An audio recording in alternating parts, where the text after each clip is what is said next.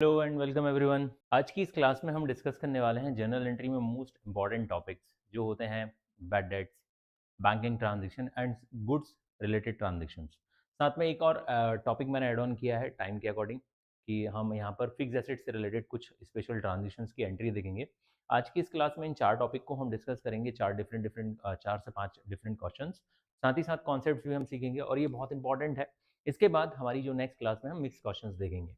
तो चलिए शुरू करते हैं इसी के साथ। अगर आप हमारे चैनल पर नए हैं तो जल्दी से हमारे चैनल को सब्सक्राइब कर लीजिए और बेल नोटिफिकेशन को प्रेस कर दीजिएगा सो दैट अगली क्लास आपसे मिस ना हो। और जैसा कि जर्नल तक की अभी जितनी भी क्लासेस हैं वो सारी लाइव हमारे चैनल पर अवेलेबल हैं, वहाँ से जाकर आप देख सकते हैं। चैनल पर चैप्टर 1 से लेके चैप्टर 8 तक सभी क्लासेस मैं ऑलरेडी डिटेल में पढ़ा चुका हूँ। ये हमारा रेगुलर बैच है जिसमें हम कंप्लीट अकाउंट्स पूरा जो 2026-27 बैच है इसमें हम डिस्कस करने वाले हैं। तो जो हम बुक प्रेफर कर रहे हैं वो नॉर्मली टी एस ग्रेवाल है। इसके साथ आप डी के गोयल या फिर आप एस सी शर्मा या फिर आप तुलसियान वगैरह कोई भी बुक आप यूज़ करते हो आपके बोर्ड के अकॉर्डिंग, तो वो सभी के लिए ये क्लास इक्वली इंपॉर्टेंट है। वो अलग बात है कि आपको यहाँ पे क्वेश्चन टी एस ग्रेवाल के, क्योंकि हम सारी बुक्स को प्रेफर नहीं कर सकते, कॉन्सेप्ट वाइज ये हर बुक को कवर करेंगे, लेकिन जो क्वेश्चंस हमने यहाँ पर पिक कर रहे हैं वो सारे के सारे टी एस ग्रेवाल से। तो चलिए शुरू करते हैं। जल्दी से आ जाइए क्वेश्चंस की तरफ। तो सबसे पहले हम आज bad debts and bad debts recovery से रिलेटेड कुछ जनरल एंट्रियाँ देखेंगे। तो मैं आपको कुछ चीज़ें बता देता हूँ सबसे पहले, क्योंकि अगर आप सबसे पहले डेट वर्ड से, डेट से क्या निकला, डेटर निकला। ठीक है, अगर हम किसी को अपना पैसा उधार देते हैं तो उसको हम डेटर कहते हैं। और डेटर ही 3 कैटेगरी में बटे होते हैं, good, bad and doubtful. Good, bad and doubtful. ठीक है, तो 3 कैटेगरी में बटे होते हैं, अच्छे डेटर्स, खराब डेटर्स और डाउटफुल, संदेहजनक, जिन पर हमको लगता है कि पता नहीं पैसा देंगे कि नहीं देंगे। तो जो बैड होते हैं वो हमारा टोटली लॉस होता है। बैड वो डेटर होते हैं, या हम खराब, या इसको हिंदी में बोलते हैं वैसे डूबत। ठीक है, जो पैसा डूब गया, बैड डेट्स हो गया। तो ये खराब, बैड का मतलब खराब भी हो गया। ठीक है, ऐसे डेटर्स जो भाई पैसा लौटाने से मना कर देते हैं। तो नॉर्मली सबसे पहले मैं बात करता हूँ डेटर्स जन्म कहाँ से लेते हैं। नॉर्मली सेल की वजह से, sale of goods and services, जब हम क्रेडिट सेल करते हैं।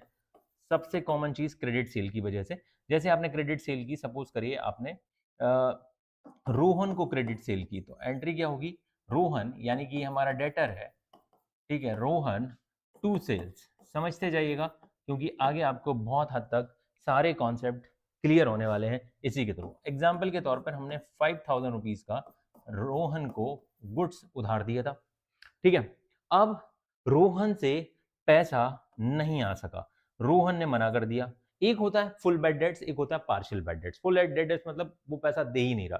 सर ये पैसा नहीं देगा तो हम कोई लीगल एक्शन नहीं ले सकते क्या? ले सकते हो, लेकिन लीगल एक्शन लेने के लिए, अगर लीगल एक्शन लेने लायक हो तब ना। कुछ ऐसे केसेस होते हैं जिनमें आप लीगल एक्शन लेकर भी कुछ नहीं कर सकते सामने वाले का, लाइक इंसॉल्वेंसी। इंसॉल्वेंसी या बैंक्रप्सी है, तो इन दैट केस आपको वो पैसा भूल जाना है, वो पैसा आने ही नहीं वाला। तो अभी तो जैसे विजय माल्या बैंक्रप्ट हो गया, तो अब उससे भाई पैसा कैसे निकलेगा? ठीक है, दिवालिया से कुछ नहीं हो सकता, दिवालिया व्यक्ति से कुछ रिकवर नहीं होता। तो एक अगर फुल बैड डेट्स होता है, एक केस होगा हमारा फुल बैड डेट्स। ठीक है, पूरा का पूरा पैसा हमारा डूब गया। ठीक है, पूरा का पूरा पैसा डूब जाता है, तो एंट्री क्या होगी, bad debts account debit, bad debts account debit to, हम किसको राइट ऑफ करेंगे, रोहन। देखो बैड डेट्स हमारा लॉस है, और अगर नॉमिनल अकाउंट में आपने देखा होगा all losses and expenses debit. ठीक है, तो बैड डेट्स क्या हमारा लॉस है, लॉस कितने का, अगर पूरा पैसा डूब गया तो 5000 और 5000। अब जरा ध्यान से समझिएगा, हमने रोहन को डेबिट किया था, यहाँ पर किया था डेबिट, और रोहन यहाँ पर क्या हो गया, क्रेडिट हो गया। अगर रोहन क्रेडिट हो गया तो रोहन से रोहन कट। बैड डेट का मतलब ही होता है हमारे यहाँ से अगर बैड डेट हो गया तो हमने अपने अकाउंट से, बुक्स ऑफ अकाउंट में से रोहन का नाम हमेशा हमेशा के लिए कट कर दिया। भाई पैसा आने ही नहीं वाला, तो उसको याद करके क्या करना, तो हमने रोहन को मिटा दिया। अगर मैं इसी का उल्टा, अगर मैं बोलता पार्शियल बैड डेट्स होता, अगर, ठीक है, पार्शियल बैड डेट होता, मतलब कुछ पैसा मिल जाता, जैसे 5000 में से 2000 वो सामने वाला नहीं दे रहा, 3000 दे रहा है। ठीक है, जब बैंकक्रप्ट होता है इंसान तो पार्शियल पेमेंट अलाउ करता है, कोर्ट बोलता है कि भाई पार्शियल पेमेंट करो। ठीक है, तो इन दैट केस आपकी एंट्री क्या होती, बैड डेट्स तो यहां पर भी हुआ था। ठीक है, तो एंट्री क्या होती, बैड डेट्स अकाउंट डेबिट, 2000 रुपए सामने वाला नहीं दे रहा है और 3000 दे रहा है, तो कैश अकाउंट डेबिट कितना दे रहा है, 3000। और ये दे कौन रहा है, हमारा डेटर यानी कि रोहन। तो रोहन को कितने से खत्म कर देंगे, रोहन खत्म हो जाएगा 5000 से। ठीक है, तो ये थी बेड डेट से रिलेटेड एंट्री। अगर पार्शियल बेड डेट्स होगा तो जितना बेड डेट है वो बेड डेट्स में डेबिट कर दो, जितना आ रहा है उसे कैश अकाउंट या बैंक अकाउंट डेबिट कर लो और हमारे डेटर्स को क्रेडिट कर दो। अब अगर ऐसा भी एक केस होता है, एक ऐसा भी केस होता है कि सामने वाला आज पैसा देने से मना कर चुका है, ये वाला केस, ठीक है, लेकिन सपोज करो 1 साल बाद उसे रात में सपना आया कि उसका पैसा, आपने कथा सुनी है कि भगवान सत्यनारायण की, ठीक है, तो उनको सपना आया कि भाई इसका पैसा लौटा दे नहीं तो तेरे साथ बहुत बुरा होगा, ठीक है। तो इस बंदे ने अगली सुबह ही हमको पैसा देने आ गया, रोहन जो है वो हमारा पैसा लौटाने आ गया। तो बताइए भाई एंट्री क्या होगी इन दैट केस। देखो रोहन से कट हो चुका था। अब तुम ये तो कह नहीं सकते कि सर हमारे पास जो कैश आएगा तो कैश अकाउंट डेबिट, जो मैं रोहन लिख लूंगा। अगर आपने ऐसा किया तो समझो बहुत गलत किया आपने, क्योंकि इन दैट केस रोहन को आपने अपना क्रेडिटर बना लिया। कैसे बना लिया, मैं देखिए, रोहन से रोहन तो ऑलरेडी कट हो चुका था जिस दिन उसने पैसा खाया था, जिस दिन ये खबर हमें मिली, बुरी खबर कि रोहन पैसा नहीं लौटाएगा, हमने एंट्री क्या कर दी, बैड डेट्स टू रोहन। ठीक है, अब अगर बैड डेट्स टू रोहन जैसे ही एंट्री हुई, हमें तो ये लग रहा था पैसा नहीं देगा, लेकिन अब वो पैसा लौटाने आ रहा है, तो अगर आपने कैश अकाउंट टू रोहन लिखा तो रोहन तो क्रेडिट हो गया, और क्रेडिट, इससे पहले वो डेबिट और क्रेडिट तो खत्म हो गए थे, नया क्रेडिट हो गया, इससे क्रेडिटर क्रिएट हो जाएंगे। ये हमेशा हमारे बुक्स ऑफ अकाउंट में बेचारा भटकता रहेगा, भटकी आत्मा की तरह, इसलिए यहाँ पे रोहन नहीं लिख सकते। आप क्या एंट्री करोगे, इसकी एंट्री होगी बैड डेट्स रिकवरी अकाउंट। क्या एंट्री करोगे आप यहाँ पर, कैश तो आएगा लेकिन इसकी एंट्री क्या करोगे, ये आपका एक नॉमिनल अकाउंट बन जाएगा बैड डेट्स रिकवरी अकाउंट के नाम से। ठीक है, कितना, 5000 और 5000। ठीक है, इसको आप बैड डेट्स रिकवरी, जैसे देखो यहाँ पर बैड डेट्स लॉस था तो बैड डेट्स रिकवरी हमारे लिए क्या बन जाएगी, एक इनकम या गेन हम कह सकते हैं। ठीक है, तो ये एंट्रीज बैड डेट से रिलेटेड मैक्सिमम एंट्रीज होती है नॉर्मली, जो कि अब हम एक क्वेश्चन के थ्रू यहाँ पर क्लियर करते हैं। चलिए आइए, तो यहाँ पर आप देख सकते हैं pass the journal entries for the following transactions. Mohan is declared insolvent, Mohan को क्या डिक्लेयर कर दिया गया, इंसॉल्वेंट डिक्लेयर कर दिया गया। Received first and final dividend from his official receiver 50 पैसा। ठीक है, अरे यार इसमें कुछ अमाउंट भी तो था, अमाउंट, ठीक है, ये अमाउंट यहाँ पे था, हम इसको अमाउंट को कर लेते हैं 10,000। ठीक है, अमाउंट कहीं से कहीं मतलब टाइप होना रह गया। ठीक है, तो मोहन डिक्लेयर इंसॉल्वेंट, मोहन के आगे अमाउंट होगा वो दिख नहीं रहा है, तो मोहन डिक्लेयर हो गया इंसॉल्वेंट, इंसॉल्वेंट मतलब दिवालिया। उसमें से बंदे से, उसके ऑफिशियल स्टेट से, ऑफिशियल रिसीव, जो हमारा dividend from the official receiver 50 पैसा इन रुपी। अब इसका मतलब क्या है, 10,000 में से 50 पैसे 1 रुपए में से इन रुपी, ऐसा भी लिख सकते हो। ठीक है, ठीक है, 1 रुपए में से कितना मिल रहा है, 50 पैसे मिल रहा है, तो इसकी एंट्री क्या करेंगे, चलिए आज जर्नल एंट्री कर लेते हैं। ठीक है, जर्नल एंट्री कर लेते हैं। डेट कौन सी थी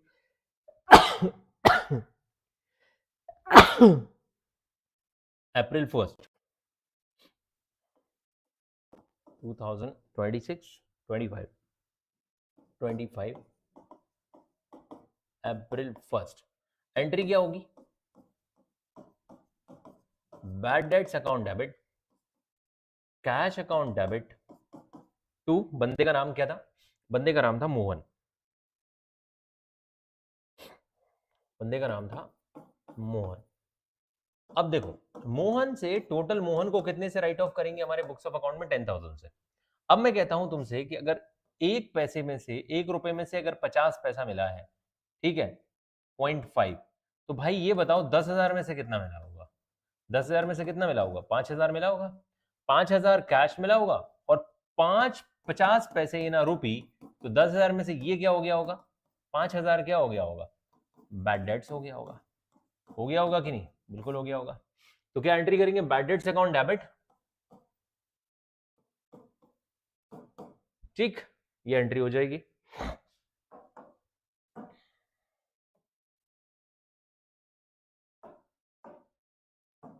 ओके, अब दूसरी हम एंट्री कर लेते हैं।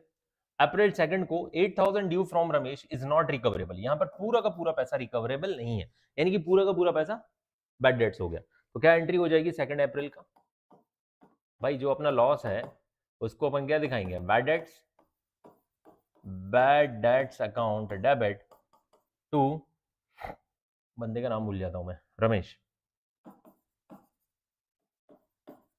ठीक है, 8,000 पूरा का पूरा नहीं मिला, 8,000 हमारा पूरा का पूरा क्या हो गया, बैड डेट्स हो गया। ये फुल बैड डेट्स हो गया जो मैंने आपको बताया था अभी थोड़ी देर पहले। चलिए आ जाइए अगले क्वेश्चन की तरफ। Shyam who owed rupees 15,000 become insolvent and 50% is received from his state. Same जो हमारा पहला था उसी की तरह यहाँ पर भी 50 पैसा मिल रहा है, 50% मिल रहा है, 50% नहीं मिल रहा है। तो बस दो पार्ट में हम इसकी एंट्री कर लेंगे। क्या एंट्री हो जाएगी, cash account debit, bad debts account debit, bad debts account debit, cash account debit to Sohan, Shyam.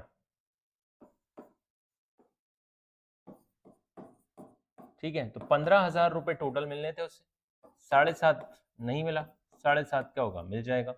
ठीक है, अगर आपको अलग से कैलकुलेट करना है तो आप कैलकुलेट करके दिखा सकते हो, है ना भाई। बैड डेट्स कितना होगा बताइए, बैड डेट्स कितना होगा, 15,000 का 50%, ठीक है, कितना आ जाएगा, 7,500। कैश कितना आएगा, सेम 7,500। सिंपल है, ठीक है। ये हो गई आपका थर्ड एंट्री हो गया, 3 अप्रैल का।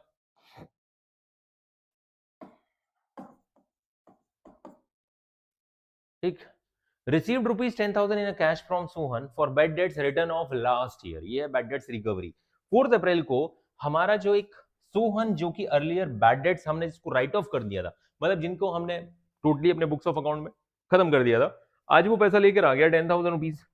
ठीक है, तो बंदे के नाम को इग्नोर करना, इसको इग्नोर करना। आप क्या लिखोगे, इसको बैड डेट्स रिकवरी लिखोगे। ठीक है, 4 अप्रैल को क्या लिखोगे, cash account debit to bad debts recovery account. ठीक है, all income and gains credited ना, आपको पता होगा ट्रेडिशनल अप्रोच क्या कहती है, all income and gains credited. तो ये बैड डेट से रिलेटेड हमने सारी एंट्रीज कर ली हैं। ठीक है, बैड डेट से रिलेटेड हमने सारी एंट्री कर ली है। ठीक है, अब हम बैंकिंग ट्रांजेक्शन देखेंगे। आप चाहो तो स्क्रीनशॉट ले सकते हो, अदरवाइज नोट्स आपको डिस्क्रिप्शन बॉक्स में डिटेल में मिल जाएंगे आफ्टर द क्लास। ठीक, चलिए ओके। बैंकिंग ट्रांजेक्शन बहुत बड़ा टॉपिक है, इसमें हम बहुत सारी एंट्रीज एडवांस में देख लेते हैं, फिर क्वेश्चंस भी करेंगे। तो सबसे पहले कॉन्सेप्ट वाइज हम देखते हैं कि कौन कौन से केसेस हो सकते हैं जिनकी स्पेशल एंट्रीज हमको आगे आने वाले टाइम में हम देखेंगे। सबसे पहले अगर मैं कहता हूं cash deposited for opening a bank account, जानबूझ के आपसे बोलेगा कि हमने बैंक अकाउंट ओपन कराया। गाइस, आपने भी अपनी लाइफ में बैंक अकाउंट ओपन कराया होगा। जब आप बैंक अकाउंट ओपन कराते हो तो बैंक कुछ अमाउंट, ओपनिंग चार्जेस तो नहीं बोलेंगे उसको, ओपन करने के लिए बैंक में मिनिमम बैलेंस आपसे रखने का बोलता है। से अगर हम कोई किसी प्राइवेट बैंक में जाते हैं तो मे बी वो 10,000 हो सकता है, 20,000 हो सकता है। गवर्नमेंट बैंक नॉर्मली 1,000 या 5,000 तक मांगती है। तो जब आप बैंक में वो पैसा रखते हो तो वो पैसा आपके अकाउंट में रहता है, लेकिन वो किस नाम से, आपको ओपनिंग ओपनिंग के टाइम पे जब आप अकाउंट ओपन कर रहे होते हो उस टाइम पे वो पैसा डिपॉजिट करना जरूरी होता है। तो वो होता है आपके बैंक में ही है, बैंक आपसे किसी प्रकार का ये नहीं बोल रहा है कि पैसा हम आपसे चार्जेस के तौर पे ले रहे हैं। तो जब हम ओपन करते हैं तो इसकी एंट्री क्या होगी, बैंक में ही जा रहा होता है आपके पैसा। बैंक क्या है, रिसीवर है। क्या है, बैंक रिसीवर है, bank is a receiver.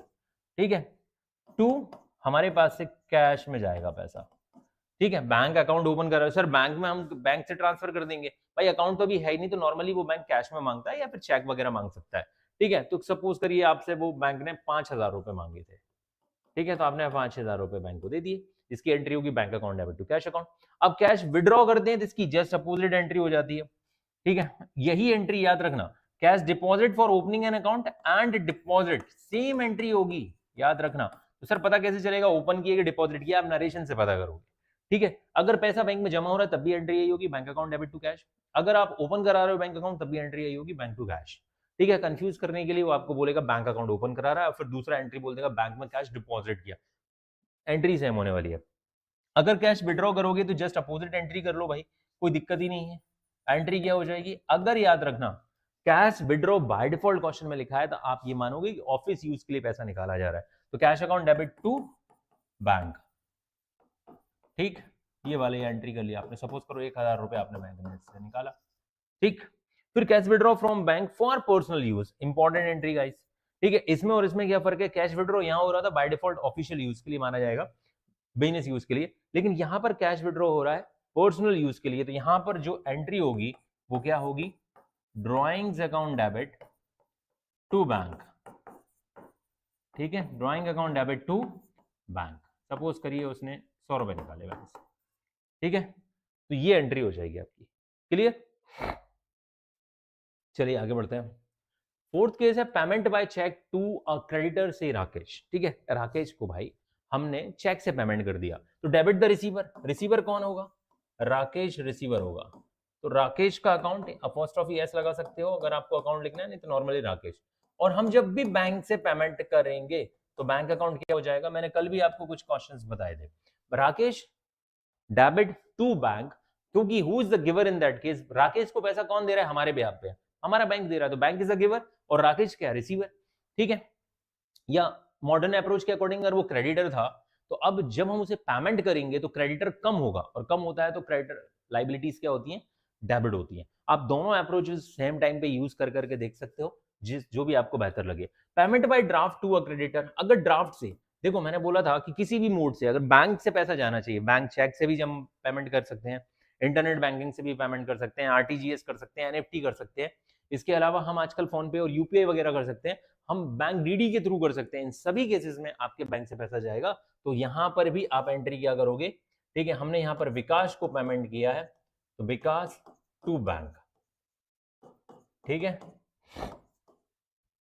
Payment of expenses से रेंट बाय चेक, कोई भी खर्चा हो तो पहले तो मैं एक्सपेंसेस लिख देता हूं, एग्जांपल के तौर पे यहां पे रेंट है, तो रेंट डेबिट, कोई भी खर्चा हो, रेंट हो, सैलरी हो, वेजेस हो। देखो ऐसे कोई बच्चा जो है ना, जब आपको प्रोजेक्ट बनाने को मिलेगा तो आपको लगेगा कि सर बहुत सारी एंट्रीज करनी पड़ती है, भाई एंट्रीज बहुत सारी करनी पड़ सकती हैं आपको, ठीक है, लेकिन आप देखोगे कि लिमिटेड चीजें हैं, खर्चे तो बहुत सारे हो सकते हैं। इन सभी एक्सपेंसेस का पेमेंट जब हम चेक से करेंगे तो एक्सपेंसेस, जो भी रिस्पेक्टिव एक्सपेंसेस होगा वो डेबिट टू बैंक। तो एक्सपेंसेस रेंट हो सकता है, वेजेस हो सकती है, सैलरी हो सकती है, एडवर्टाइजमेंट हो सकता है, ठीक है, और भी कोई क्लीनिंग एक्सपेंसेस हो सकते हैं, ठीक है, जो भी है सबका रेंट अकाउंट डेबिट। अब अगर चेक से पेमेंट किया तो कौन सा अकाउंट क्रेडिट होगा, बैंक।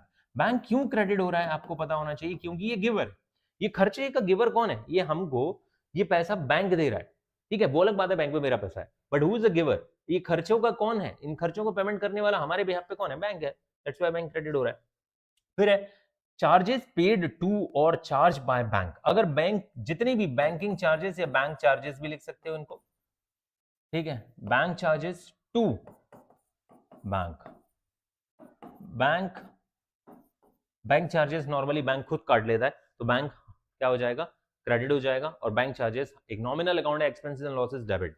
फिर है चेक और draft received from a debtor से Rahul and deposit in the bank on the same day, हमारे कस्टमर ने हमको चेक दिया, ठीक है, या एग्जांपल के तौर पे यहाँ पे राहुल लिखा हुआ है, और वो चेक हम लेके सेम डे बैंक दौड़ गए या बैंक में डिपॉजिट कर दिया, तो आपका जो पैसा है, चेक का पैसा कहाँ पहुंचेगा, बैंक में पहुंचेगा। तो एंट्री क्या होगी, बैंक अकाउंट डेबिट। और ये हमको ये चेक किसने दिया था, अगर राहुल ने दिया था तो राहुल क्रेडिट हो जाएगा या डेटर, ठीक है, तो हम फिलहाल में डेटर लिख सकते हैं या राहुल, भाई बात बराबर है, ठीक है। तो bank account debit, bank is the receiver, debit debtor credit हो रहा है क्योंकि कौन है giver, Rahul is the giver, ठीक है, इस तरीके से आपने ये एंट्री कर ली। आगे बढ़ते हैं, cheque draft received from bank या डेटर से Ankur and not deposit in the same day, अगर आपने चेक किसी कस्टमर से रिसीव किया और आप अपने जेब में डाल के या काउंटर में पटक कर भूल जाते हो, आप उसे डिपॉजिट करने नहीं जाते हो, क्योंकि नॉर्मली चेक को सेम डे डिपॉजिट करने की जरूरत थोड़ी ना होती है, जरूरी नहीं कि भाई 60 डे 90 डेज का जो भी वैलिडिटी है उस इतने दिन में कर सकते हो आप। तो इन दैट केस आप एक नया अकाउंट ओपन करोगे और नाम होगा उसका cheque in hand account debit, ठीक है। टू, बंदा कौन था जिसने हमको ये चेक दिया था, अंकुर, ठीक है, सपोज उसने 5000 का चेक दिया, तो आप क्या एंट्री करोगे, cheque in hand account debit to Ankur, ठीक है। एग्जांपल के तौर पे ये डेट थी हमारी, सपोज करिए 4 जनवरी को, ठीक है, 4 जनवरी को चेक हमारे पास आया। अब इसी चेक को लेकर मैं 10 जनवरी को मैं क्या कर रहा हूं, बैंक जा रहा हूं, इस चेक को लेकर बैंक जा रहा हूं, तो क्या अब अंकुर को क्रेडिट करना जरूरी है, नहीं, अब बैंक के अकाउंट तो डेबिट होगा क्योंकि बैंक इज द रिसीवर, और हमने जो टेम्परेरी अकाउंट ओपन किया था जिसको किस नाम से लिखा था, चेक, अब वो चेक इन हैंड हमारे पास से चला जाएगा, ठीक है, हमारे पास से चला गया। फिर अगर हमने कोई चेक डिपॉजिट कर रखा है और चेक डिपॉजिट करने की वजह से कई बार ऐसा होता है ड्यू टू द मतलब कह सकते हैं multiple reason of bouncing the cheque या डिसऑनर जिसको हम बोलते हैं। चेक डिसऑनर हो गया, क्लियर नहीं आ पाया, अकाउंट में सफिशिएंट बैलेंस नहीं था, साइन मिसमैच हो गए, ओवर राइटिंग हो गई, डेट निकल चुकी है, कुछ भी हो सकता है। इन दैट केस चेक आपका डिसऑनर हो गया। अब चेक डिसऑनर हो गया तो एक खास चीज जरा ध्यान से देखिएगा कि भाई हमारे पास जो चेक डिसऑनर हुआ है वो चेक में cheque in hand to cheque in hand तो कट हो गया था, चेक इन हैंड से चेक इन हैंड कट हो चुका है, बचा क्या था, बैंक और अंकुर। इन दोनों केसेस में जो कॉमन है वो जो क्या दिख रहा है आपको, ठीक है। चलिए मैं थोड़ा सा परमानेंट लाइन खींच देता हूँ, ठीक है, यहां से ये सॉरी, ठीक है, मैं परमानेंट लाइन खींच देता हूँ, ये चेक से खत्म हो गया। अब क्या बचा मेरे पास, अंकुर एंड बैंक। तो मुझे इनको अब क्या करना पड़ेगा, इनको क्या करना पड़ेगा, रिवर्स करना पड़ेगा। बैंक डेबिट हुआ था, बैंक को क्रेडिट कर दो, और अंकुर को क्या कर दो, डेबिट, अंकुर टू बैंक, ठीक है। जरूर नहीं अंकुर ही हो, इसलिए मैं यहाँ पे डेटर भी लिख देता हूँ। हमने डेटर्स को खत्म कर दिया था अपने बुक्स ऑफ अकाउंट से, तो डेटर को हमने फिर से जिंदा कर लिया, ठीक है। अगर कभी कभी ऐसा भी होता है कि बैंक हमसे कुछ चार्जेस वगैरह लेता है, तो वो भी हम किससे कवर कर लेते हैं, इस बंदे से कवर करते हैं। सपोज करिए बैंक चार्जेस हमसे लिए, वो आगे चल के हम देखेंगे। Interest charge by the bank, अगर इंटरेस्ट चार्ज कर रहा है, चार्ज करने का मतलब हमारे ऊपर खर्चा, तो इंटरेस्ट हमारे लिए क्या है, एक खर्चा है। Interest account debit to bank, bank ने इंटरेस्ट चार्ज किया, तो हम all losses and expenses suppose करिए 1000 रुपए चार्ज किया, ठीक है। तो interest account debit to bank, क्योंकि बैंक इंटरेस्ट हमारे लिए खर्चा है, और बैंक इस खर्चे से क्या हो जाएगा, बैंक हमारा जो बैलेंस है वो कम कर लेता है डायरेक्टली, ठीक है। तो ये मान लिया जाता है ये खर्चा कौन पे कर रहा है, बैंक पे कर रहा है हमारे बेhalf पे, ठीक है। बैंक ने पैसा काट लिया। Interest allowed by the bank, ये जस्ट अपोजिट एंट्री हो जाएगी। इसमें एंट्री क्या होगी, bank account debit to interest received, ठीक है, 100 रुपए, bank account debit to interest received account, ठीक है, हो गई एंट्री। चलिए आगे बढ़ते हैं। Bank makes payment on firm's behalf से इंश्योरेंस प्रीमियम, अगर कई बार ऐसा होता है हमारे बिहाफ पे बैंक ने कोई भी खर्चे का पेमेंट कर दिया, तो इसकी एंट्री क्या होगी, अगर इंश्योरेंस प्रीमियम पेमेंट कर रहा है तो हम एंट्री क्या करेंगे, इंश्योरेंस प्रीमियम अकाउंट डेबिट, या इंश्योरेंस एक्सपेंसेस भी लिख सकते हो, टू बैंक, हमारे बिहाफ पे पेमेंट किया ना। बैंक कोई भी खर्चे का पेमेंट हमारे बिहाफ पे करता है, चाहे वो हमारे टेलीफोन एक्सपेंसेस हो, इंश्योरेंस का प्रीमियम हो, कोई मंथली ईएमआई हो, सभी केसेस में आपका एंट्री लगभग जो भी है यही होगा। सपोज एग्जांपल के तौर पे 2000 रुपीज का पेमेंट किया इंश्योरेंस, ठीक, बैंक हमारे अकाउंट से डायरेक्टली पैसा डेबिट कर लेता है।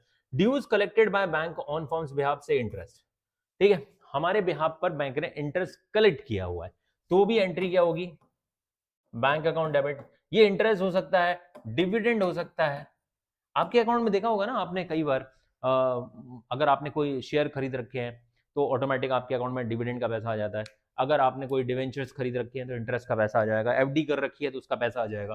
तो बैंक अकाउंट डेबिट होगा, bank is the receiver. Bank debit क्यों होगा, बैंक इस पैसे को रिसीव कर रहा है आपके अकाउंट में, bank is the receiver to interest receive. फिलहाल में इंटरेस्ट रिसीव है, या डिविडेंड रिसीव भी हो सकता है, ठीक है, क्योंकि मल्टीपल इनकम हो सकती है ना। दूसरा, repayment of bank loan in cash. देखो बैंक लोन हमारी लाइबिलिटी होता है, बैंक लोन क्या होता है बेटा, बैंक लोन हमारा लाइबिलिटी होता है, और जब हम बैंक लोन पेमेंट करेंगे तो बैंक लोन लाइबिलिटी हमारी क्या हो जाएगी, बैंक लोन यानी लाइबिलिटी हमारा रिड्यूस होगा पेमेंट करने की वजह से, और हमारे पास से कैश जाएगा तो to cash account. Bank loan का रीपेमेंट किया, बैंक लोन लाइबिलिटी होती है, लाइबिलिटी जब कम होती है, लोन का रीपेमेंट करोगे तो लाइबिलिटी कम होगी, और कम करने की वजह से मॉडर्न अप्रोच क्या कहती है, जब लाइबिलिटी कम होती है तो वो क्या होती है, डेबिट। दूसरी चीज, बैंक लोन भी तो एक क्या है, एक पर्सनल अकाउंट है, रिप्रेजेंटेटिव पर्सनल अकाउंट। अगर मैंने राम से लोन लिया होता तो मैं राम लोन लिखता, मैंने बैंक से लोन लिया है तो बैंक लोन लिखा है। तो बैंक क्या है, बैंक भी तो एक पर्सन है ना, आर्टिफिशियल पर्सन। तो आर्टिफिशियल पर्सन के केस में बैंक जब ये लोन में पेमेंट करूंगा तो बैंक इज अ रिसीवर, तो bank loan account debit to cash, ठीक है। सपोज करिए मैंने जो लोन ले रखा था स्टेट बैंक ऑफ इंडिया से ले रखा था, तो बैंक लोन या bank SBI bank loan account debit to cash. दूसरा, repayment of bank loan by issue of cheque, इसकी साथ जब जहां कैश लिखा है वहां बैंक आ जाएगा, तो यहां पर क्या हो जाएगा, bank loan account debit to bank, क्योंकि अब पैसा कहां से कटेगा, अब पैसा कहां से कटेगा, बैंक से कटेगा। Transfer of funds from one bank to another bank, एक बैंक से पैसा निकाल के दूसरे बैंक में। आप कई बार आजकल फोन पे यूपीआई वगैरह में सेल्फ अकाउंट में पैसा ट्रांसफर करने का ऑप्शन रहता है, तो एक अकाउंट से दूसरे अकाउंट में जब पैसा आप ट्रांसफर करोगे तो जिस अकाउंट में पैसा रिसीव हो रहा होगा, सपोज करिए एग्जांपल के तौर पे यहाँ तो ऑलरेडी लिखा हुआ है, से फ्रॉम एसबीआई टू पीएनबी, तो पीएनबी इज द रिसीवर, ठीक है, तो बैंक अकाउंट डेबिट, कौन सा वाला bank account? PNB, Punjab National Bank. To bank account, कौन से बैंक अकाउंट? कौन गिवर है? एसबीआई गिवर है और पीएनबी रिसीवर है। ये लो भाई, दोनों केसेस में दोनों अकाउंट हमारी हैं। ठीक है, एक अकाउंट से दूसरे अकाउंट में पैसा जा रहा है, जिस अकाउंट में जाएगा वो रिसीवर बैंक अकाउंट है, जिस अकाउंट जो बंदा पे कर रहा है, जो बैंक पे कर रहा है, वो गिवर्स बैंक है। बस खत्म। यहाँ पर बैंक के मैक्सिमम, एंड मैं कह सकता हूँ आपने अगर यहाँ तक सारे ट्रांजेक्शन को समझ लिया है तो समझ लीजिए अब आपको कोई भी आगे बढ़ने से नहीं रोक सकता। ठीक है, ओके, चलिए ये रहा क्वेश्चन, फटाफट क्वेश्चन करते हैं। ठीक है, क्वेश्चंस की ओर बढ़ते हैं हम लोग। क्या है क्वेश्चन हमारे पास? डिपॉजिट इन बैंक, ऑलरेडी हम इसकी एंट्री कर चुके हैं, बैंक इज द रिसीवर, तो एंट्री क्या होगी आप सभी को पता है, अभी हमने देखा था। डेट कौन सा है? अप्रैल 1 2026, फर्स्ट 4 को। तो क्या एंट्री करेंगे? बैंक अकाउंट डेबिट टू, हम लोगों ने कैश डिपॉजिट किया है 30,000 रुपए, टू कैश, कैश हमारे पास से आउट हो रहा है, बैंक में जा रहा है ये पैसा। ठीक है, तो cash, bank account debit, bank is the receiver and cash हमारे पास से आउट हो रहा है, तो व्हाट्स गोज आउट। ठीक है, कैश अकाउंट कौन सा अकाउंट होगा? रियल अकाउंट होगा।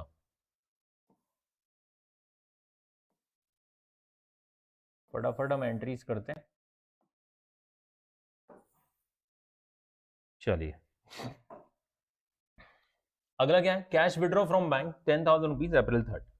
ठीक है, 3rd 4th को हमने बैंक से पैसा निकाला, तो जस्ट अपोजिट एंट्री हो जाएगी, cash account debit to bank account.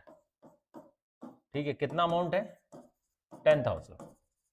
भाई बैंक क्रेडिट क्यों हुआ? बैंक इज द गिवर, ये हमको पैसा दे रहा है। ठीक है, बैंक से पैसा निकल रहा है। अब यहां पर आप कोई भी अप्रोच देखो, अगर मॉडर्न अप्रोच की बात करें तो भाई एसेट्स एंड एक्सपेंसेस लॉसेस ये साथ में चलते हैं कि नहीं चलते हैं? ये जब बढ़ते हैं तो डेबिट होते हैं, घटते हैं तो क्रेडिट होते हैं। ठीक है, इनके अपोजिट में क्या होता है? एलआईसी, मैंने आपको बताया था, liability income gains and capital. ये अगर बढ़ती है तो क्रेडिट और घटते हैं तो डेबिट। तो खुद सोचिए, अभी आपने जब बैंक में पैसा डिपॉजिट किया तो बैंक बढ़ रहा है, बैंक अकाउंट इज एसेट। ठीक है, और दूसरा कैश कम हो रहा है तो cash credit.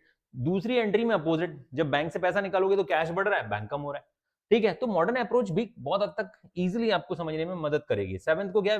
Wages paid by cheque 7,000। ठीक है, 7th 4 को आपने वेजेस का पेमेंट किया, वेजेस आपका एक्सपेंसेस है, तो wages account debit to bank. ठीक है, अमाउंट कितना था? 7,000, अमाउंट था आपका 7,000। ठीक, फिर 10th अप्रैल को cheque received from Diwan as ₹8,500 and discount allowed to him ₹500 and cheque is deposited in the bank on the same day. आपने सेम डे को बैंक में चेक डिपॉजिट कर दिया। ठीक है, आपने चेक रिसीव किया from Diwan ₹8,500 and discount allowed to him. देखो चेक की वैल्यू कितनी है? 8,500। चेक कितने का है? 8,500 का, 500 रुपए का डिस्काउंट लगा, यानी 9,000 रुपए लेने होंगे। 8,500 का हमने चेक रिसीव किया दीवान से और उसको डिस्काउंट दिया है 500 रुपए का, तो यहाँ पे 500 रुपए हमारे लिए लॉस है। और सेम डे बैंक में डिपॉजिट हो रहा है, तो एंट्री क्या होगी? Bank account debit, discount allowed, हमने क्या किया है? डिस्काउंट अलाउड किया है, discount allowed account debit to Diwan. ठीक है, अब चेक हमारे पास कितने का है? क्वेश्चन में बोला है 8,500 का, 500 का डिस्काउंट, तो टोटल हमने कितने लेने होंगे दीवान से? 9,000 रुपए लेने होंगे। डेट कौन सी थी? 10th अप्रैल, 10th अप्रैल को। ठीक है, अगला हम बात करते हैं, as per the standing instructions bank paid telephone bill.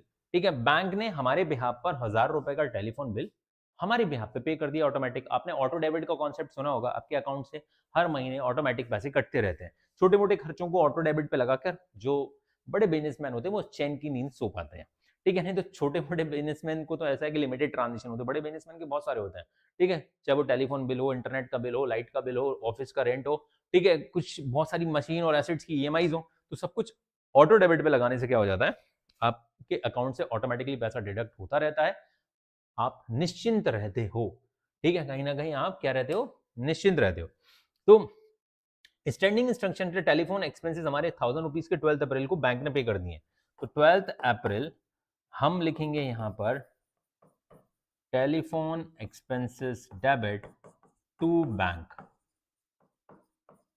ठीक है, कितना, 1000 रुपए। डन। ठीक, अगले हम खर्चे की तरफ बढ़ते हैं। 14 को है Diwan's cheque returned by the bank as dishonoured. अब दीवान का जो चेक है वो कहीं ना कहीं वापस आ गया है, डिसऑनर हो चुका है वो चेक। ठीक है, मतलब चेक बाउंस हो गया है 14 अप्रैल को। तो भाई अब देखो मैं यहीं पर एंट्री कर देता हूं ताकि आपको समझ में आएगा।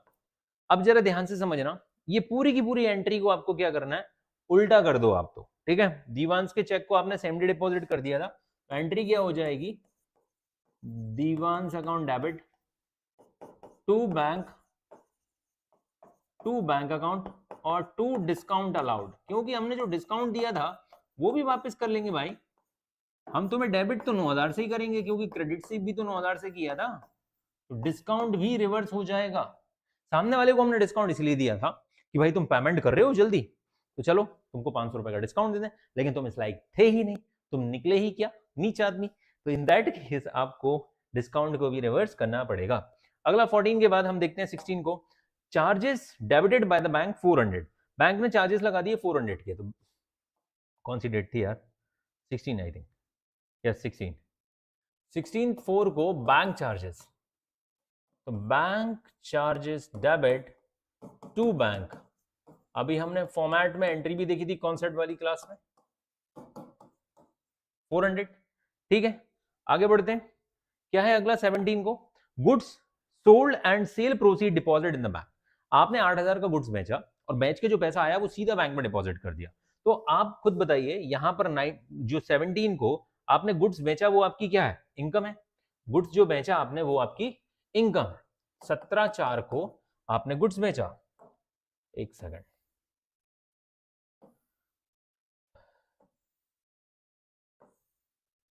ठीक है, 17/4 को आपने गुड्स बेचा, तो ये आपके बैंक अकाउंट को बढ़ा देगा। बैंक में पैसा गया, bank account debit to sales account.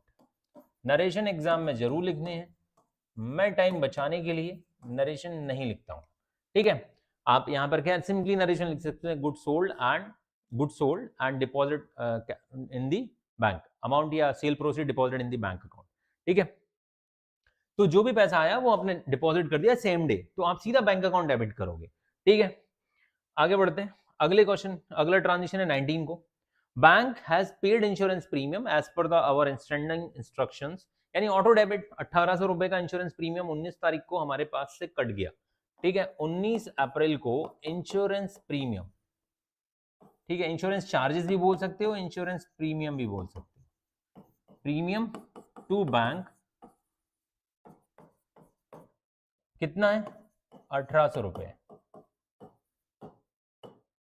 ठीक, अब 25 तारीख को क्या हुआ, dividend collected by bank, dividend collect किया बैंक से, कितना, बैंक ने डिविडेंड कलेक्ट किया हमारे ब्याह, हमारे अकाउंट में पैसा आ रहा है कितना, 2500 रुपए का पैसा आ रहा है।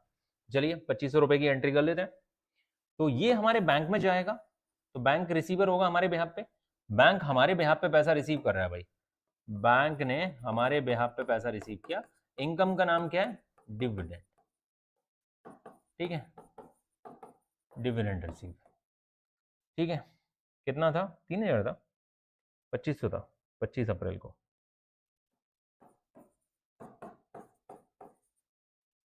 ठीक है, इसके बाद आप टोटल लगा लीजिएगा, टोटल कितना हो रहा है, टोटल कर लेते हैं, टोटल कितना हो रहा है चेक करिए, ये 30,000 हो गया, 30 10 40, 40 और 47, 47 और 9 56, 56 और 1 57, 57 और 9 57 और 9 66,000 का तो यहाँ का टोटल हो गया,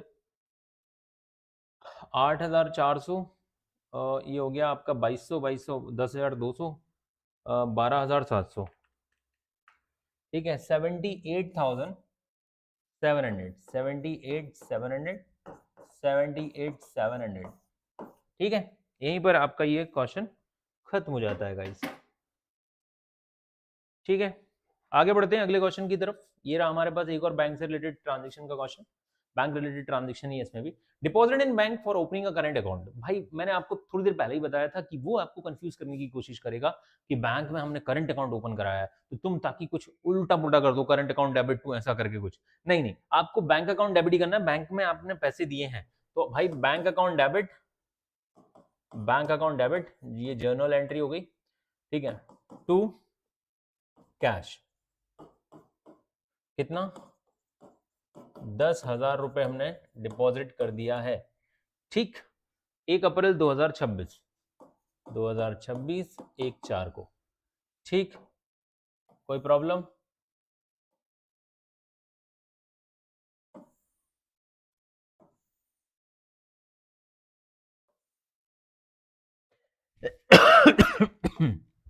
चलिए, विड्रॉ फ्रॉम बैंक, अप्रैल 2 को 5,000 रुपए हमने निकाल लिए बैंक से 2 अप्रैल को, तो एंट्री क्या हो जाएगी, cash account debit to bank. जब तक पर्सनल यूज ना बोले ड्राइंग मत लिख देना गाइस, ठीक है, पर्सनल यूज जब तक ना बोले। Received a cheque from Ramesh to whom goods were sold for ₹12,000 last year, allowed him 1% discount on payment, ठीक है। तो 5 अप्रैल को राकेश हमको जब चेक से पेमेंट करने आ रहा है तो उसको हम 1% का डिस्काउंट भी दे रहे हैं, ठीक है। तो चेक कितना होगा, आपको चेक कितने का मिलेगा, 12,000 माइनस 1% का चेक आपको रिसीव होगा। 5 अप्रैल की कहानी है, 5/4, तो आप एंट्री क्या करोगे, और चेक सेम डे डिपॉजिट हो रहा है या बैंक में, क्वेश्चन में ऐसा कहीं नहीं बोला है, ठीक है, आगे बोला है चेक बाद में डिपॉजिट हो रहा है, ठीक है। आपको क्या करना है, अगर क्वेश्चन में कुछ ना बोला और आगे भी कोई इंफॉर्मेशन ना दी हो तो आप ये अज्यूम कर सकते हो कि चेक सेम डे डिपॉजिट हो गया, बट आगे क्वेश्चन को आपको पढ़ के देखना पड़ेगा। आपने जैसे ही पढ़ा अगला ट्रांजिशन ही उसी के बारे में लिखा कि रमेश का चेक हमने बैंक में डिपॉजिट किया, यानी पहले दिन चेक आ रहा है लेकिन बैंक में डिपॉजिट नहीं हो रहा है। तो आप एंट्री क्या करोगे गाइस, आप एंट्री करोगे चेक इन हैंड, इसको क्या लिखेंगे, cheque in hand account debit, ठीक है, discount allowed account debit to, discount allowed हो गया टू, बंदे का नाम क्या था, राकेश, रमेश, ठीक, कितना, देखिए 12,000 का 1% कितना होता है, 12,000 का 1% होता है 1,200 रुपए, ये डिस्काउंट है आपका, ठीक है। रमेश से मिलना कितना था, 12,000, 12,000 में से 1,200 नहीं मिल रहे हैं तो 10,800 रुपए आपको मिल जाएंगे, या चेक मिल जाएगा 10,800 का। अब इसी चेक को 7 अप्रैल को हमने डिपॉजिट कर दिया, तो खुद बताइए यही जो चेक हमारे पास रखा हुआ था ये जाएगा 7 अप्रैल को बैंक में, तो एंट्री क्या होगी भाई, बैंक रिसीवर हो जाएगा, और हमारे पास से जो एक चेक रखा हुआ था चेक इन हैंड अकाउंट क्या हो जाएगा, क्रेडिट हो जाएगा, ठीक है, ओके। अब 9th को हम कर लेते हैं, Ramesh cheque dishonoured, bank charges 20 rupees, ठीक है। फिलहाल में ये बताइए ये जो बैंक चार्जेस 20 रुपीज है, ठीक है, आगे बोला है ना इससे रिलेटेड। अब रमेश का चेक डिसऑनर हुआ, इसकी वजह से 20 रुपए के चार्जेस हमारे बैंक अकाउंट से कट गए, तो आप क्या करोगे उस केस में, तो आप जो बैंक चार्जेस हैं वो आप पे कर दोगे, लेकिन बाद में आप किससे लोगे, भाई रमेश की वजह से चेक बाउंस हुआ था तो रमेश से लेंगे। अगला ट्रांजिशन भी आप पढ़ के देखें, Ramesh settle is account by issuing a cheque including 60 for interest, 60 rupees उसने इंटरेस्ट भी दे दिए, और आप जरा ध्यान से देखिए अमाउंट कितना हो रहा है, 12,080, भाई 12,000 में से अगर 12,000 में मैं 60 रुपए ऐड करूं तो कितना होता है, 12,060 रुपए, तो ये 20 रुपए कहां से बढ़ रहे हैं, ये 20 रुपए यही चार्जेस वाला बढ़ रहा है, ठीक है। तो ये जो चार्जेस जो हमने पे किए थे वो हम किससे पे रिकवर करेंगे, हमारे डेटर यानी कि रमेश से हम रिकवर करेंगे। तो सबसे पहले तो ये जो चेक हमारा बाउंस हुआ है उस चेक की एंट्री कर लेते हैं। तो सबसे पहले हम अपने रमेश को डेबिट करते हैं, रमेश भैया को करेंगे हम डेबिट, कितने से डेबिट करेंगे, फिलहाल में मैं करूंगा 12,020 रुपए से। क्यों करूंगा, क्योंकि मेरा बैंक, आप चाहो तो एक कंपाउंड एंट्री अलग से एक एंट्री कर सकते हो 20 रुपए का, ठीक है। 20 रुपए की कैसे एंट्री कर सकते हो, बैंक ने जो 20 रुपए चार्ज किए ना इसकी एक अलग एंट्री कर सकते हो, नहीं तो आप सीधा कंपाउंड एंट्री कर सकते हो रमेश डेबिट टू बैंक, क्योंकि बैंक कितने से क्रेडिट हुआ होगा, बैंक 12 से डेबिट थोड़ी ना हुआ था, sorry sorry just a second, हाँ एक सेकंड, ठीक है, ये थोड़ा सा इसको 12 थोड़ी लिखेंगे यहाँ पर, ठीक है, थोड़ा 2 एंट्री करनी पड़ेगी इसलिए थोड़ा सा ध्यान देना। बैंक तो हमारे 10,800 रुपए से तो डेबिट हुआ था, 10,800 प्लस 20 रुपए, तो 10,820 रुपए से बैंक क्रेडिट होगा, ठीक है। आप चाहो तो इसकी अलग से एंट्री भी कर सकते हो, ठीक है, चलो मैं एंट्री करा देता हूं आपको, देखना जरा ध्यान से। बैंक जब हमसे बैंक चार्जेस लगाएगा तो हम उसकी एंट्री क्या करेंगे, बैंक चार्जेस टू बैंक। ठीक है, बैंक कितने, हमने बैंक को कितने रुपए दिए होंगे, 20 रुपए हमारे अकाउंट से कटे होंगे। ठीक है, एक एंट्री तो ये हुई होगी बैंक की, बैंक ने जब हमसे बैंक चार्जेस वसूल किए होंगे, हमारे अकाउंट से वसूल किया उसने। फिर जब हम रमेश को क्रेडिट करेंगे तो रमेश को क्रेडिट करते टाइम आपको क्या करना पड़ेगा, रमेश अकाउंट डेबिट 12,080 से, और साथ में ये डिस्काउंट जो अलाउड था ना, ये भी हम रिवर्स करेंगे, कितने का, 1200 रुपए का। अब बैंक चार्जेस जो 20 रुपए के थे, इसको थोड़ा सा डिटेल में मैं आपको बताऊं, यहीं से हमने, यहां पे जरा ध्यान से सुनना, रमेश से रिलेटेड एंट्रीज हम थोड़ा डिटेल में देख रहे हैं। बैंक्स ने जब हमको चेक दिया, बंदे ने हमको चेक दिया, तो हमने उसकी एंट्री कर ली, ये 2 एंट्री तक क्लियर। अब जैसे ही चेक बाउंस हुआ तो पहली एंट्री क्या हुई, bank charges debit to bank. Bank ने हमारे अकाउंट से कितने रुपए काट लिए, 20 रुपए काट लिए। हमने रमेश को इंटीमेट किया कि भैया रमेश भैया आपको ये चार्जेस बियर करने पड़ेंगे। तो सेकंड एंट्री हम एक और क्या कर सकते हैं, रमेश बोला ठीक है मैं बियर कर लूंगा। तो रमेश डेबिट, किस किस चीज से रमेश डेबिट होगा, टू, सबसे पहले तो बैंक, बैंक को देने उसको कितने, 10,820 रुपए। ठीक है, दूसरा अगर नहीं देने तो 10,800 कर लो। ठीक है, 10,800 कर लो हमने, क्योंकि बैंक चार्जेस की एंट्री कर ली है। एक और चीज, डिस्काउंट अलाउड, जो डिस्काउंट दिया था वो भी रिवर्स कर देंगे। जो बंदे को डिस्काउंट दिया था वो कितना था, 1200 रुपए का। अब यहां पर दोनों को टोटल करके देखें, हो गया आपका 12,000 का हिसाब। दूसरी चीज जो बैंक चार्जेस है, ये बैंक चार्जेस किसके ऊपर थोप दिए जाएंगे, बैंक चार्जेस थोप दिए जाएंगे रमेश के ऊपर। तो रमेश टोटल कितने से डेबिट हो जाएगा, 12,080 रुपए से। रमेश को डेबिट कितने से कर देंगे हम, 12,020। अभी तो इंटरेस्ट की कहानी बाद में आएगी, 12,020 रुपए से रमेश को कितने से डेबिट कर देंगे, 12,020 रुपए से डेबिट कर देंगे। अब यहां पर आप तो या तो ये 2 एंट्री के थ्रू समझ सकते हो, या आप सीधा कंपाउंड एंट्री कर सकते हो, Ramesh debit to bank, bank 10,820 plus discount allowed 1200, तब भी आंसर आपका 12,020 ही आएगा। ठीक है, होप सो कि आपको कहानी समझ में आ गई होगी। अगर नहीं समझ में आई हो तो थोड़ा सा पीछे जाइए, दोबारा से देखने की कोशिश करिए कि भाई सामने वाले का जो चेक, यानी कि जो चेक रमेश ने हमको दिया था वो बाउंस हुआ क्योंकि रमेश के अकाउंट में पैसा नहीं होगा। तो रमेश जो 20 रुपए बैंक ने हमसे वसूले, वो किस लिए वसूले गए, वो किस लिए वसूले गए, पेनाल्टी लगाई गई हम पे कि तुमने हमारा टाइम बर्बाद कर दिया। तो ये टाइम बर्बाद हमारी वजह से नहीं हुआ है, रमेश की वजह से हुआ, तो रमेश को उसकी पेनाल्टी बियर करनी पड़ेगी। ठीक है, अब अगली एंट्री, अब रमेश क्या कर रहे हैं, यहां तक का हिसाब क्लियर हो गया 9 अप्रैल तक का। अब 9 अप्रैल का हो गया हिसाब, 9/4। ठीक है, अब 9 के बाद 20 को क्या हो रहा है, रमेश सेटल कर रहा है इस account by issuing a cheque including ₹60 for interest. ठीक है, अब कुछ दिन बाद, लगभग 11 दिन बाद रमेश ने 60 रुपए इंटरेस्ट के साथ हमारा अकाउंट सेटल कर दिया। तो पहले तो 20 अप्रैल को एक एंट्री आपको इंटरेस्ट की भी करनी पड़ेगी।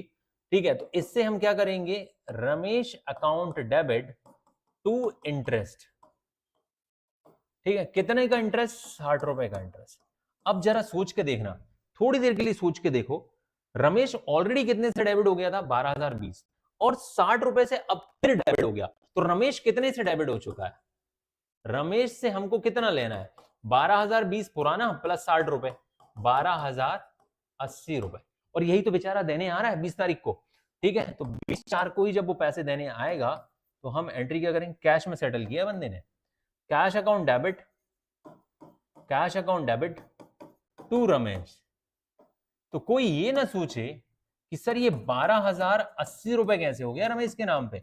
इसकी पूरी कहानी मैं आपको बता चुका हूं, 12,000 तो उससे लेने ही थे। ठीक है, 20 रुपए के बैंक चार्जेस और 60 रुपए का ब्याज और लग गया, अगर आपको 12,080 का हिसाब चाहिए तो।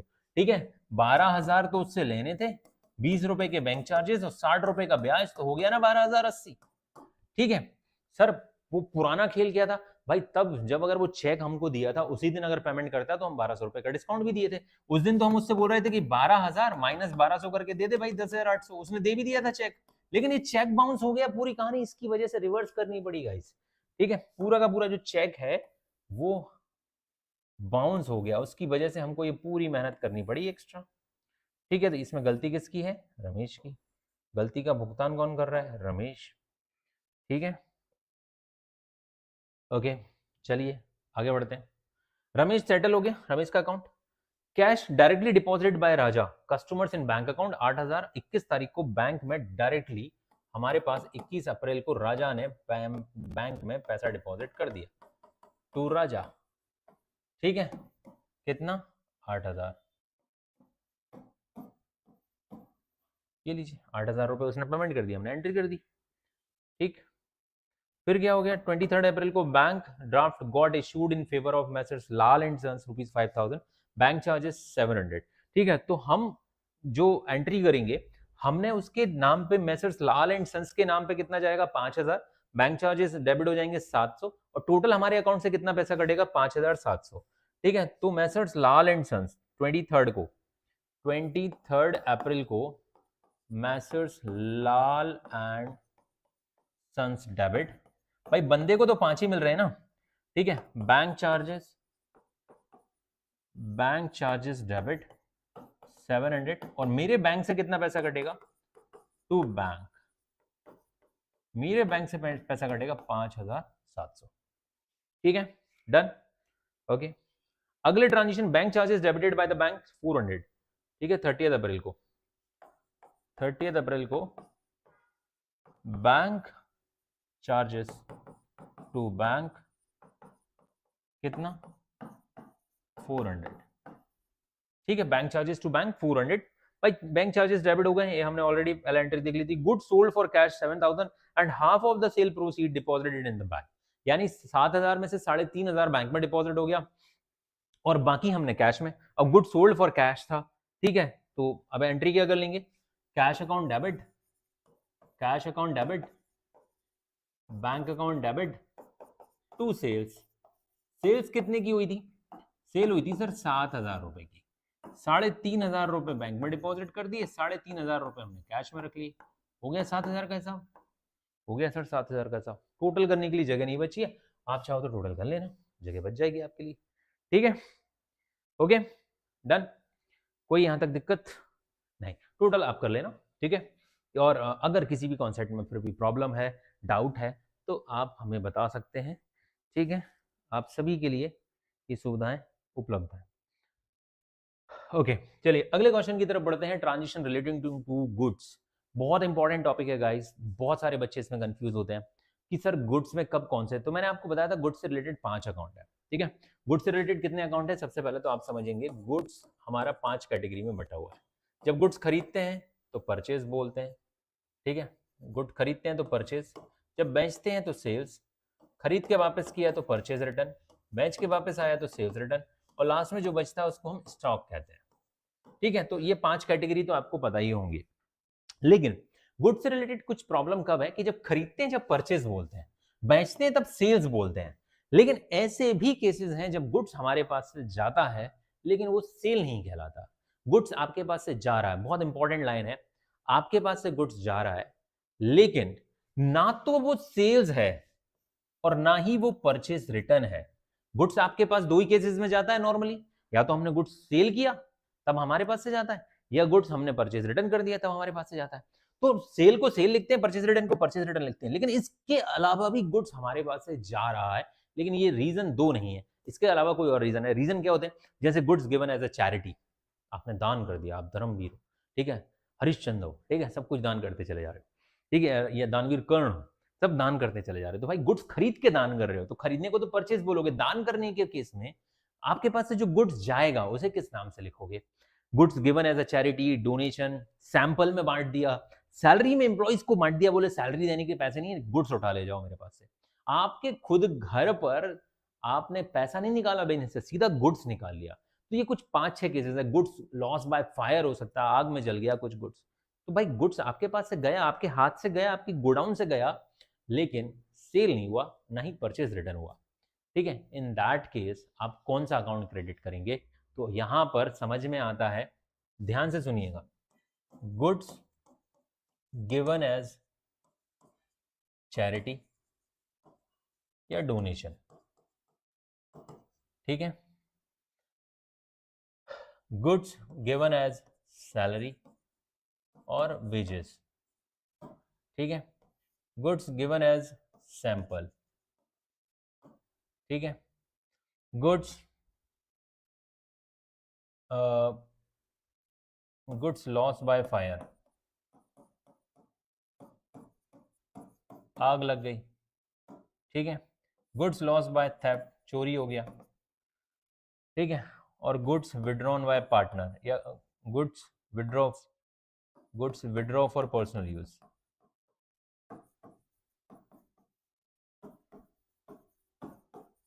ठीक है, अब इन सारे केसेस में जरा ध्यान से सुनिएगा, ये सारे केसेस हैं, इन सारे केसेस में डेबिट क्या होगा वो तो बहुत आसान है। जैसे goods given as a charity donation, तो इसमें हम लिख सकते हैं चैरिटी या डोनेशन, चैरिटी या डोनेशन डेबिट, चैरिटी या डोनेशन डेबिट। सैलरी वेजेस में सैलरी और वेजेस लिख दिया हमने, सैलरी वेजेस डेबिट, ठीक है, सब डेबिट हो रहे हैं गाइस, है ना, सैलरी वेजेस डेबिट। सैंपल में हम एडवर्टाइजमेंट लिख सकते हैं, सैंपल भी लिख सकते हो, advertisement debit. Loss by fire में लॉस बाय फायर ही लिख दोगे, लॉस बाय फायर या लॉस बाय थेफ्ट, चोरी हो गया, ये सब debit. Goods withdraw for personal use में आप क्या लिख दोगे, ड्राइंग अकाउंट डेबिट। अब आपको याद रखना है इन सारे के सारे केसेस में, इन सारे के सारे केसेस में एक ही अकाउंट क्रेडिट होगा, परचेज अकाउंट। मैंने क्या बोला था, गुड्स हमारे पास से जा रहा है लेकिन ना तो वो सेल है ना ही वो परचेज रिटर्न है। तो इस केस में आपने जब गुड्स खरीदा था तो उसे किस नाम से लिखा था, परचेज के नाम से, एट कॉस्ट। किस पे लिखा था, एट कॉस्ट। आप उसी प्राइस पे जाना दिखा दीजिए, उसी प्राइस पे जाना दिखा दीजिए। यानी हम ये मान लेंगे कि हमारी जो कॉस्ट है उसको हमने कम कर दिया है। देखो कॉस्ट जब बढ़ती है तो मॉडर्न अप्रोच क्या बोलती है, कॉस्ट या एक्सपेंसेस जब बढ़ते हैं तो क्या हो जाते हैं, डेबिट। दैट्स वाई क्या हो रहा था, परचेज अकाउंट डेबिट हो रहा था। अब अगर आप फ्री में सैंपल बांटोगे, सैलरी दोगे, सैंपल दोगे, चैरिटी दोगे, डोनेशन दोगे, तो इन सब केसेस में आपकी जो परचेज अकाउंट जो एट कॉस्ट है उसे क्रेडिट कर दोगे। ठीक है, सो सिंपल सा फंडा है जो मेरी पहली लाइन थी, गुड्स हमारे पास से जा रहा है लेकिन ना तो वो सेल है ना ही वो परचेज रिटर्न है। इन दैट केस आप आंख बंद करके एक ही अकाउंट यूज करेंगे, परचेज अकाउंट। ठीक है, परचेज अकाउंट। चलिए आइए क्वेश्चन करते हैं। ठीक है, कॉन्सेप्ट क्लियर है, आगे क्वेश्चन बढ़ते हैं। ठीक है, goods withdrawn for owner for 1000 for personal use, 1000 का सामान निकालिए अपने खुद के उपयोग के लिए। तो एंट्री क्या होगी गाइस, जर्नल एंट्री। ठीक है, अप्रैल 1 2026 ये आप लिख लेना। ठीक है, तो आपने गुड्स विड्रॉ किया पर्सनल यूज के लिए, तो drawings account debit to purchase, क्या लिखोगे, drawings account debit to purchase 1000 रुपए। ठीक, आसान था क्वेश्चन, बहुत आसान है। आपका गुड्स जब भी विड्रॉ हो रहा है, जब भी आपके पास से जा रहा है, लेकिन रीजन सेल नहीं है, ना ही तो रीजन परचेज है, परचेज रिटर्न है, और ना ही रीजन सेल्स है, तो आप क्या लिखोगे भाई, मजबूर हो आप परचेज ही लिखना पड़ेगा। गुड्स डिस्ट्रीब्यूटेड एज सैंपल, 8 अप्रैल को क्या हो रहा है, हमने गुड्स सैंपल में बांट दिया 8/4 को, तो सैंपल को सैंपल लिख सकते हो या फिर क्या लिख सकते हो, एडवर्टाइजमेंट के लिए हमको बांटना पड़ता है गुड्स को सैंपल के तौर पे। टू परचेज, कितना था गुड्स, 500 रुपए, गुड्स कितना है 500 रुपए। 12 goods given as charity, charity में बांट दिया आपने। ठीक है, डेट कौन सी थी, डेट थी 12, अभी आपको मैं बता ही चुका हूं। चैरिटी में आप क्या लिखोगे, charity account debit to purchase, charity account debit to purchase कितना, 400 रुपए। 400 रुपए का गुड्स आपने चैरिटी में बांट दिया, 400 नहीं था भाई 300 था यार। ठीक है,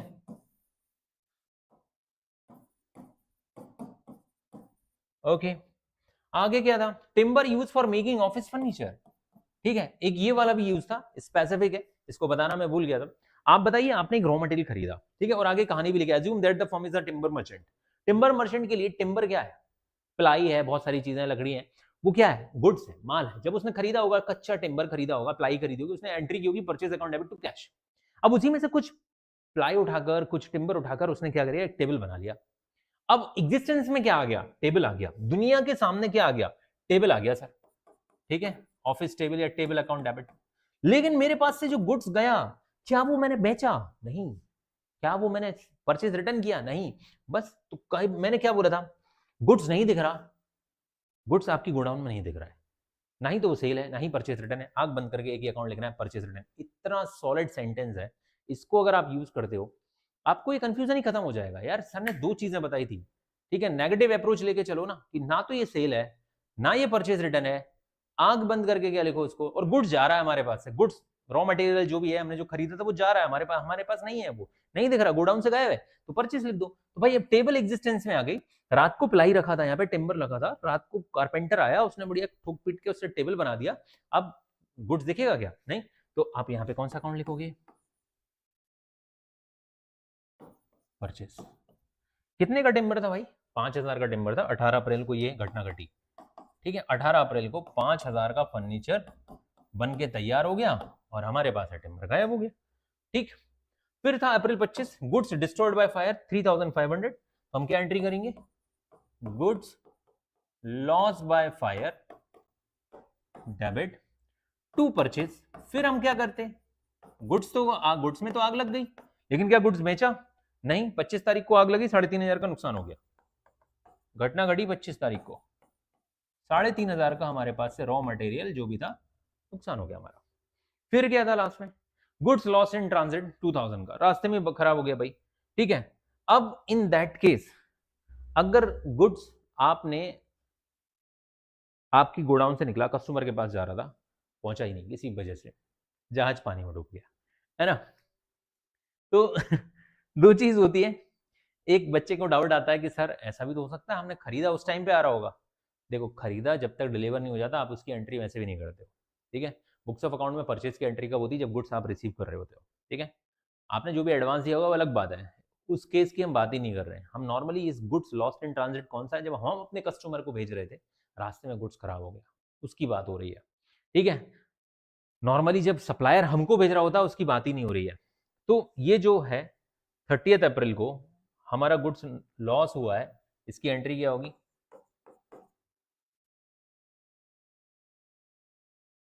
लॉस्ट या goods lost in transit, sorry,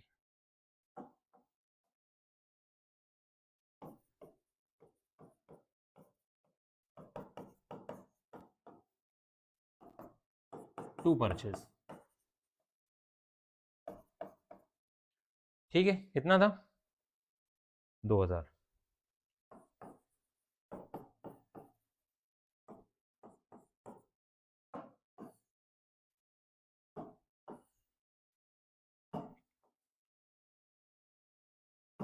ठीक, टोटल कर दीजिए, टोटल करना है तो एक लाइन यहाँ पे भी खींच दीजिए,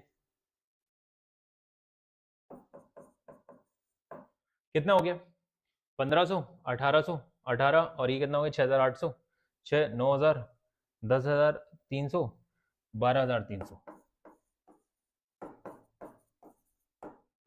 ठीक है, 12,300 आपका टोटल हो गया, यहाँ पर आपने गुड्स से रिलेटेड ट्रांजेक्शन्स आपने देख लिया, ठीक है, यहाँ पे एक loss and goods loss by theft भी हो सकता था, तो उसमें भी एंट्री हो जाती goods loss by theft debit to purchase, ठीक है, मैंने जितने भी आपको कॉन्सेप्ट यहाँ पर गुड्स से रिलेटेड डिस्कस किए थे वो सारे यहाँ पर ये रहे, goods loss by fire, loss by theft पर, ड्राइंग हो गया, ड्राइंग वाला भी नहीं था इसमें, सैम्पल सैलरी वेजेस भी नहीं था आई थिंक, ठीक है, हाँ सैलरी और वेजेस नहीं था, ठीक है, ड्राइंग था, तो सैलरी एंड वेजेस होता तो salary and wages account debit to purchase, ये भी एंट्री हो जाती, फिलहाल में था नहीं, लेकिन अगर आपने सपोज करिए सैलरी दी होती 2,000 रुपए, लेकिन किस फॉर्म में, हमने उठा के उसको परचेस गुड्स दे दिए, तो परचेस लिख देते, 2,000 का उठा के हमने गुड्स दे दिया, तो वो एट कॉस्ट जाता है गाइस, इसका एक रीजन ये भी याद रखना, एट कॉस्ट होती है, ठीक है, इसकी कोई जरूरत नहीं है मुझे,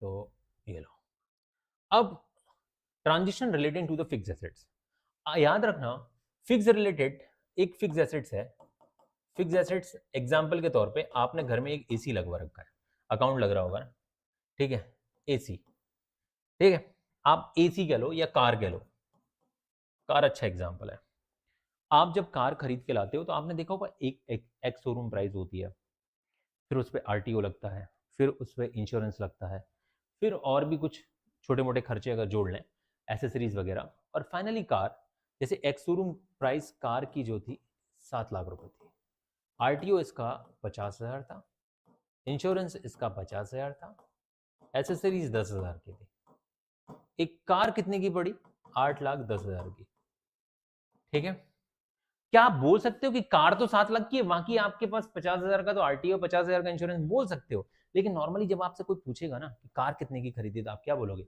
8,10,000। यानी कि किसी एसेट्स को जब हम हमारे यहाँ इंस्टॉल करते हैं, लेकर आते हैं, तो उसकी टोटल कॉस्ट हमारे बिजनेस में आने तक की जो भी कॉस्ट होती है उसको हम कैपिटलाइज करते हैं या उसकी कॉस्ट मानते हैं। जैसे हमने एक एसी खरीदा, एसी कई बार आपने देखा होगा एसी 40,000 का है, लेकिन 2,000 रुपए ऊपर से लगेंगे एसी इंस्टॉलेशन। तो फिर कोई आया घर में और आपसे पूछा कि भैया ये एसी कितने का पड़ा, तो आप क्या बोलोगे? 40 या 42? आप 42 बोलोगे नॉर्मली, 42 का पड़ा, क्योंकि आप 2,000 रुपए की जो कॉस्ट है ना, वो उसके बगैर वो एसी किसी काम का ही नहीं था। तो कैपिटल कॉस्ट यानी कि कोई ऐसा खर्चा जो एसेट्स को यूज करने के लिए, रेडी टू यूज करने के लिए जरूरी है, तो वो खर्चा भी उसके नाम से जाना जाएगा, वो खर्चा अलग से नहीं जाना जाएगा।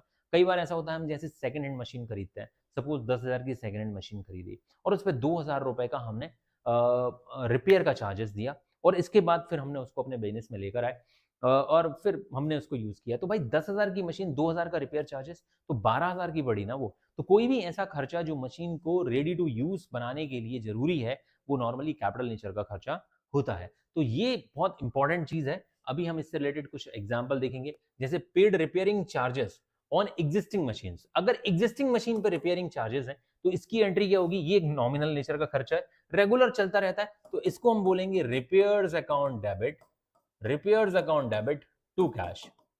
ठीक है, एग्जिस्टिंग मशीन पर हमने 2026 फर्स्ट 4 को 1,000 रुपए खर्च कर दिया। एग्जिस्टिंग मशीन थी, रिपेयर चलता रहता है। एग्जिस्टिंग मशीन पे तो भाई छोटी मोटी टूट फूट होती रहती है। आपने बाइक खरीदी तो टायर पंचर हो ही सकता है, ठीक है, छोटा मोटा कोई मैकेनिक फॉल्ट आ ही सकता है, मैकेनिकल फॉल्ट, तो उनके लिए है। ठीक है, आगे बढ़ते हैं। परचेज न्यू मशीनरी, आपने 42,500 की एक नई मशीनरी खरीदी। डेट कौन सी थी? 6 अप्रैल। 6 अप्रैल को आपने एक नई मशीनरी खरीदी, तो एंट्री क्या हो जाएगी? Machinery account debit to cash.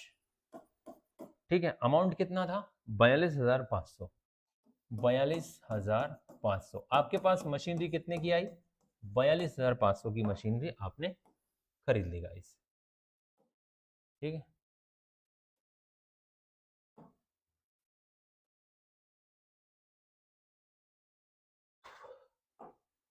चलिए, फिर क्या था? Paid freight and cartridge on machinery. Machinery को खरीद के लेकर आओगे तो फ्रेट एंड कार्टेज तो देनी पड़ेंगे। इन दैट केस आपको क्या करना है? इस खर्चे को भी किस नाम से दिखाना है? ठीक है, 12 अप्रैल को आप एंट्री देखो, जैसे मैंने कहा था ना, आपने एसी खरीदा तो एसी को ऑटो में रखे तो लाना ही पड़ेगा ना, तो उसका कॉस्ट तो एसी के नाम से ही आएगा। ठीक है, आप नरेशन में लिख सकते हो कि freight charges paid on machinery, तो भाई जो अकाउंटेंट होगा वो तो समझ जाएगा, क्योंकि मशीनरी बगैर फ्रेट के कैसे आ जाएगी? ठीक है, जरूर कहीं जैसे जरूर थोड़ी ना कार ही होगी चल के घर आ जाएगी। ठीक है, कुछ ऐसी चीज जैसे एसी हो गया, रेफ्रिजरेटर हो गया, इन सब चीजों को लेकर आना पड़ता है भाई। बड़े बड़े प्लांट्स आपने देखो ट्रक के ऊपर लोड होकर आता है। ठीक है, तो paid installation charges on machinery, इसमें भी एंट्री क्या हो जाएगी? 17 अप्रैल को, 17/4 को। इंस्टॉलेशन भी किस नाम से आएगा? मशीनरी के नाम से ही आएगा। Machinery to cash. क्या बगैर इंस्टॉल किए मशीन यूज किया जा सकती है? नहीं। एसी को क्या यूज कर सकते हो बगैर इंस्टॉल किए? नहीं कर सकते भाई। तो ये हो गया 5,000 रुपए। ठीक है, फिर हमारे पास क्या था? 24 अप्रैल को purchase a second hand machinery, 18,000 रुपए की हमने मशीनरी खरीद ली, तो इसमें भी एंट्री क्या होगी? Machinery account debit to cash 18,000। ये लीजिए भाई, 18,000 का आपने खर्चा कर दिया। कौन सी अप्रैल को? 24 अप्रैल को, 24 4 को। ठीक है,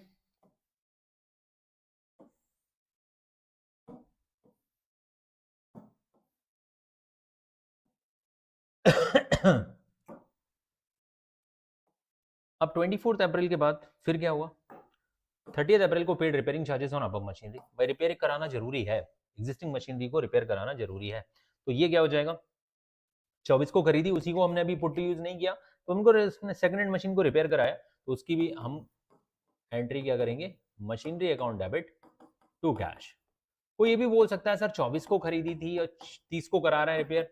नहीं, नॉर्मली देखो ये चीज है कि यार सेकंड हैंड पहले खरीदेंगे फिर रिपेयर कराएंगे, ऐसा भी तो हो सकता है। जरूर थोड़ी कि उसी दिन रिपेयर करा के ही घर लेकर आएंगे, तो वो विद इन अ वीक की बात है। ठीक है, अब इसमें आप अगर रेवेन्यू नेचर का अगली बार ये मशीन सुधरेगी तो मे बी आप उसमें रिपेयरिंग टू कैश लिख सकते हो, लेकिन अभी 6 दिन का ही तो गैप है। 6 दिन के अंदर तो नॉर्मली एग्जिस्टिंग मशीन को जो है सेकंड हैंड मशीन को सुधरवाएंगे फिर चलाएंगे। ठीक है, तो ये सारी हमारी एंट्रीज थी, ये हमने एंट्रीज कर ली। तो आपको याद रखना है कि किसी भी कोई भी ऐसा खर्चा जो एग्जिस्टिंग मशीन पर किया जा रहा है, नॉर्मली वो ऐसा बियर एंड टीयर टाइप का खर्चा है, तो वो रिकरिंग नेचर का खर्चा बार बार होता रहता है, तो वो रिपेयरिंग के नाम से आएगा। कोई ऐसा खर्चा है जो सालों में 10 साल में एक बार होता है, तो वो आप नॉर्मली कैपिटलाइज करते हो। ठीक है, वो जैसे एक पुराना सा जैसे आपने कार खरीदा, उसे 10 साल चला लिया, अब वो उसमें ना इंजन चेंज हो रहा है।